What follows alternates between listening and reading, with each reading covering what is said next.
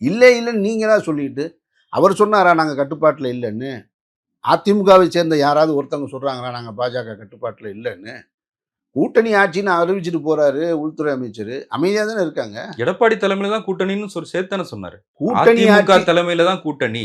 அதிமுக தலைமையில கூட்டணி. கூட்டணி ஆட்சின்றது எடப்பாடியின் கருத்தா? உள்துறை அமைச்சர் கருத்தா? அமைச்சர் சொன்னாரு. அப்புறம் என்ன? அதுக்கு அமைதியா தானே கேட்டுட்டு தானே இருந்தாரு. இன்னைக்கும் சொல்றாரு நயினார் நாகேந்திரன் கூட்டணி ஆட்சின்னு. ஆமா. அப்ப நீங்க இபிஎஸ் அவர்கள் என்ன சொன்னாங்க? இல்ல கூட்டணி ஆட்சி இல்லன்னு சொன்னாங்களா? அதுக்கு ஒரு தலைமை இல்ல. இல்ல வலுவான தவறா தலைமை. புரிஞ்சுக்கிட்டீங்க அவர் சொன்னதுன்னு சொன்னாரு. இபிஎஸ் சொன்னார்ல.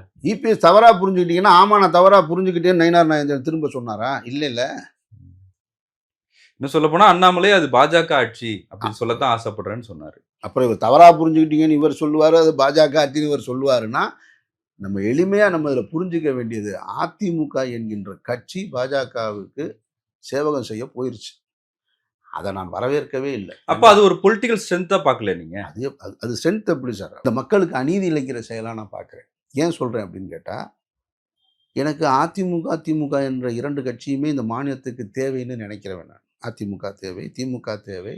இவர்களுடைய குற்றச்சாட்டுகளை, இவர்கள் செய்கிற தவறுகளை சுட்டிக்காட்டுகிற நாம் தமிழர் கட்சி தேவை, கம்யூனிஸ்ட் தேவை. இது போன்ற கட்சிகள் எல்லாம் தேவை. ஏன்னா இவங்கெல்லாம் மாநிலத்துக்காக நின்னு குரல் கொடுக்கிறவங்க. நீங்க வடநாட்டிலிருந்து வருகிற ஒரு கட்சி நீண்ட நெடிய காலமாக ஒரு 50 ஆண்டு காலமாக பொது வாழ்வில் இருந்த 5, 6 முறை ஆட்சி கட்டில இருந்த ஒரு கட்சியை தனக்கு கீழ கட்டுப்பாட்டுல வைக்கிறது என்பது, அது எப்படி சார் அது ஏற்புடையது இல்லைல்ல. பல நல்ல திட்டங்கள் திமுக தொடங்கி இருக்கும். அதிமுக அதை வழிநடத்தி போயிருக்கும். அப்படித்தானே நம்ம 50 ஆண்டு காலம், 60 ஆண்டு காலம் கடந்திருக்கோம். அதுல நான் எனக்கான கட்சியை திடீர்னு வந்து எங்கேருந்தோ வந்து ஆக்டோபஸ் மாரி ஒருத்தன் கபலீகரம் செய்றத எப்படி நான் விரும்புவேன் நானு? பாஜக வேண்டான்னு வெளிய வந்தப்போ யாரும் ஆதரிக்கல அதிமுகவ. யார் சொன்னா ஆதரிக்கல?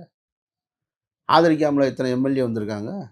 ஆதரிக்காமலா இத்தனை சதவீத வாக்குகள வாங்கியிருக்காங்க? இல்ல சென்ற நாடாளுமன்ற தேர்தல்ல சார் நாடாளுமன்ற தேர்தல் வந்து நிச்சயமாக திமுக கூட்டணி வெற்றி. அதான் அதிமுக வாக்களிக்கவே இல்லன்னு சொல்லாதீங்க. நாடாளுமன்ற தேர்தல்ல எஸ்டிபிஐ கூட அவங்க கூட தான் இருந்தாங்க. ஒரு இஸ்லாமிய அமைப்பு கூட அவங்களோட தான் இருந்துச்சு. வெற்றி இல்லைன்னு எப்படி வாய்ப்பு சொல்றீங்க? இல்லல்ல. இதுக்கு என்ன உடனே அவங்க பாஜகவோட இல்லன்னா உடனே ஜெயிக்க வச்சிடணுமா? இது என்ன ஒரு அபத்தமான கேள்வியா இருக்கு. அதிமுக வெல்லும்போது திமுக தோத்துருக்கு.